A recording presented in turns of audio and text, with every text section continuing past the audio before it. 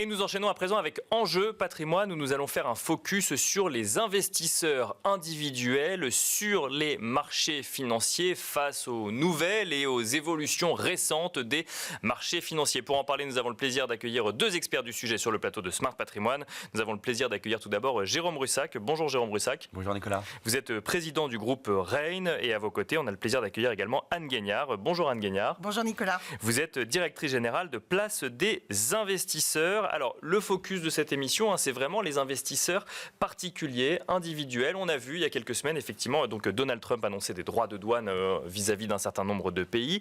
Un scénario que n'avaient pas anticipé les plus grands experts des marchés financiers, qui n'était pas forcément même leur scénario le plus défavorable, avant de faire machine arrière, le tout dans une stratégie de négociation. On voit aujourd'hui une stratégie de négociation qui n'est pas encore aboutie aujourd'hui. On voit Donald Trump qui attaque en même temps frontalement Jérôme Powell, le président de la Fed. On a beaucoup de retours et de réactions d'investisseurs professionnels qui gèrent des fonds. Mais qu'en est-il, Anne Guignard, des investisseurs individuels? Faut-il prendre peur sur les marchés financiers? Quelle réaction quand on a placé de l'argent sur un compte titre, sur un PEA, qu'on regarde son PER ou son assurance vie et qu'on se demande s'il faut tout changer face à ce changement de paradigme quelque part? Alors d'abord, merci Nicolas de dire les investisseurs, parce qu'effectivement les investisseurs individuels aujourd'hui c'est pas un bloc et c'est pas un seul profil. Notamment on l'a vu avec l'entrée post-Covid d'une nouvelle catégorie d'investisseurs. Alors je dirais que les investisseurs individuels de génération plus âgée, donc qui sont investis dans les marchés financiers depuis longtemps, c'est quand même pas la première crise qu'ils connaissent. Hein. D'accord. Donc ils ont plutôt une attitude de se dire on va regarder ce qui se passe. Dans les jours qui ont suivi les différentes annonces et les allers-retours, on a vu effectivement une volatilité importante.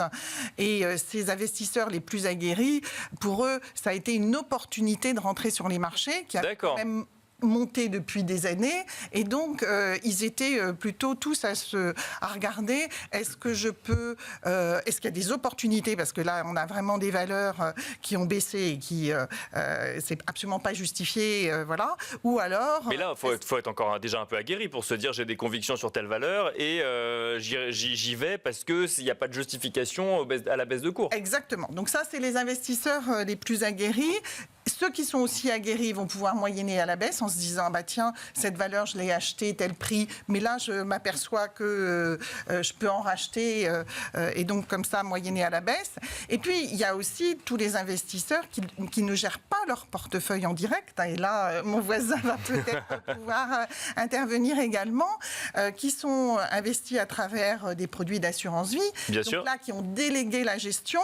Donc là je pense que déjà ils vont pas intervenir directement, ceux-là, mais ils vont être, je pense, bien informés par leurs conseillers financiers. En tout cas, c'est ce que l'on souhaite, et qui va leur expliquer effectivement les stratégies à prendre.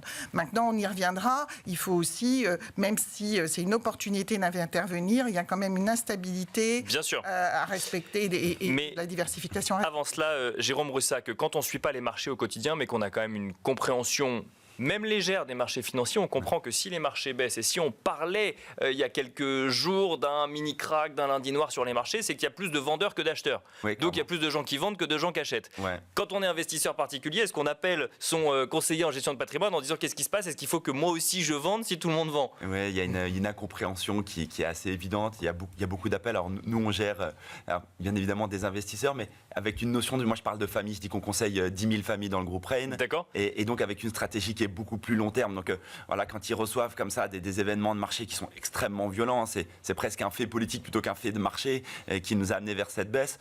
Nous, on calme le jeu, on leur rappelle déjà leurs propres objectifs, le cap qui a été défini avec eux et comment s'inscrire dans cette durée, surtout ne pas céder aux rumeurs. Et on a bien fait, récemment, on a bien fait de passer bien sûr. Une nouvelle en pousse une autre, clairement. Complètement, mais ça reste ça reste un climat incertain aujourd'hui, c'est-à-dire qu'on est toujours dans une situation de négociation avec...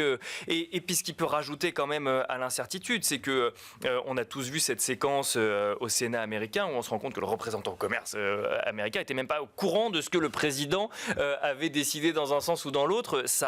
Ça crée pas de la crainte, de la volatilité, de l'envie d'aller sur des placements plus sûrs? Non, pour l'instant, vous constatez tous les deux qu'il y a une résilience?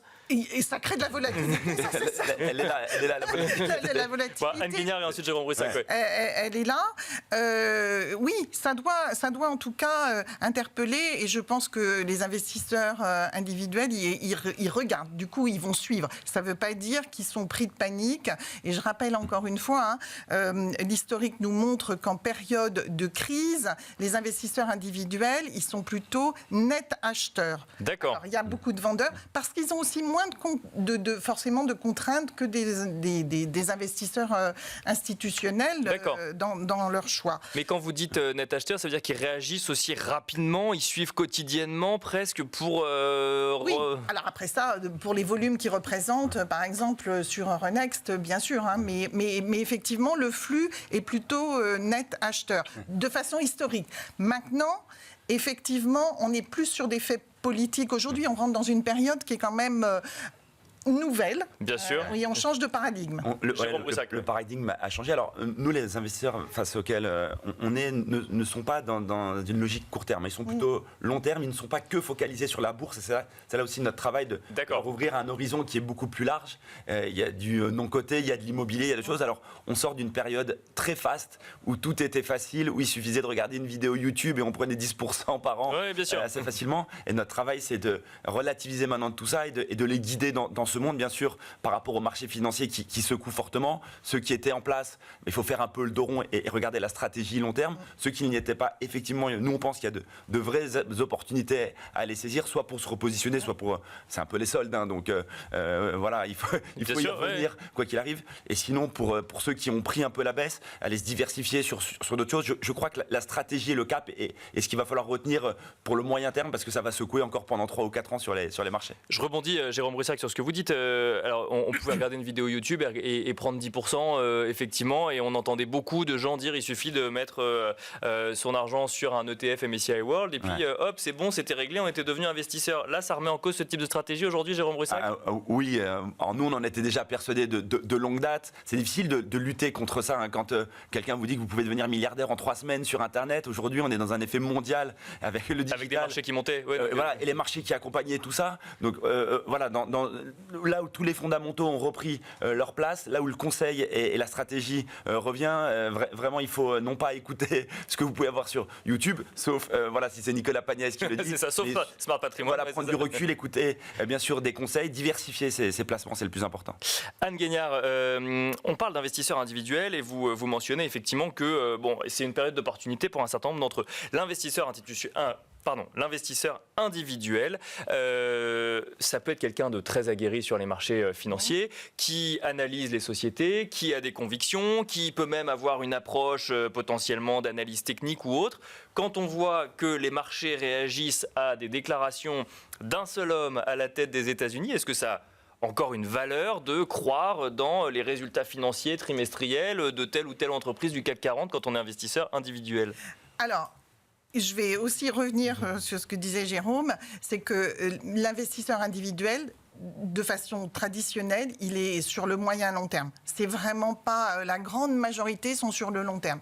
Donc, effectivement, là, on voit des effets d'annonce. Moi, ce que je trouve intéressant aussi, c'est qu'aujourd'hui, on est dans une période d'assemblée générale. Si je prends les entreprises, par exemple, du CAC, analyser un petit peu comment ces entreprises vont réagir et s'exprimer sur les projets qu'ils ont de développement face à cette situation, par exemple, des droits de douane, ça va être quand même intéressant à analyser. D'accord, ça reste une stratégie valable. D'accord. Absolument. Après, il va peut-être avoir aussi des rebalancements de zones géographiques. Moi, j'ai pu écouter plusieurs de ces dirigeants de sociétés du CAC 40 précédente qui parlait quand même maintenant d'une zone de l'Europe comme étant plutôt plus stable comme zone. Bien sûr. Avec d'autres problèmes, mais en tout cas, c'est ce qu'ils considéraient eux. Donc voilà, donc il va avoir, je pense qu'il ne va pas avoir de panique, mais il va avoir des analyses qui vont peut-être être revisitées.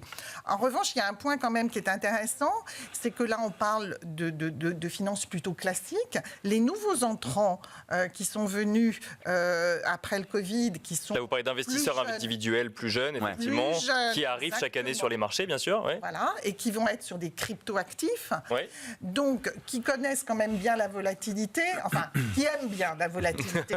qui sont arrivés par là, en tout cas. Voilà.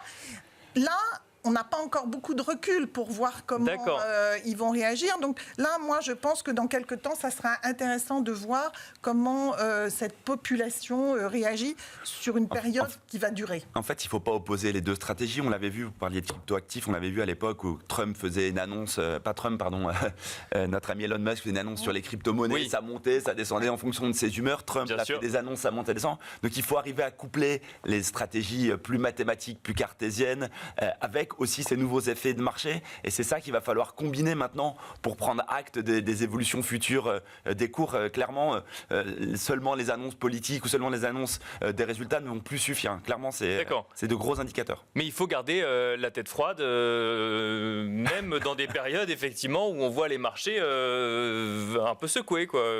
Et puis, je pense peut-être se questionner, revisiter sa façon d'analyser. Ce dans quoi on veut investir. On dit souvent que quand la mer est très agité, il ne faut pas changer de capitaine ou de bateau, il faut garder le même cap. Donc oui, c'est ça, c'est garder la tête froide. Et moi, je vais prêcher pour ma paroisse, mais c'est aussi dans ce genre de moment où on a besoin de vrais conseils de gens très professionnels qui, eux, dans tous les cas, ont obligatoirement la tête froide, parce que, vous l'avez dit au début, on en a vu passer des crises. Quelles que soient les crises, elles se ressemblent toutes. Et à la fin, les choses se remettent en place. Donc c'est ça qu'il faut avoir à l'esprit. Anne Guignard, très rapidement, est-ce que un contexte de marché comme celui-là peut faire fuir des investisseurs individuels, ou c'est pas votre conviction ? Moi, je dirais que sur les investisseurs individuels traditionnels, ça ne va pas les faire fuir. Vraiment, ils sont là depuis longtemps dans le marché, ils ont vu, ils sont sur le long terme, ils regardent les opportunités. Voilà. Sur les nouveaux entrants, donc, certes, il y avait une partie qui était sur les cryptoactifs. Il y a une partie quand même aussi non négligeable sur les ETF.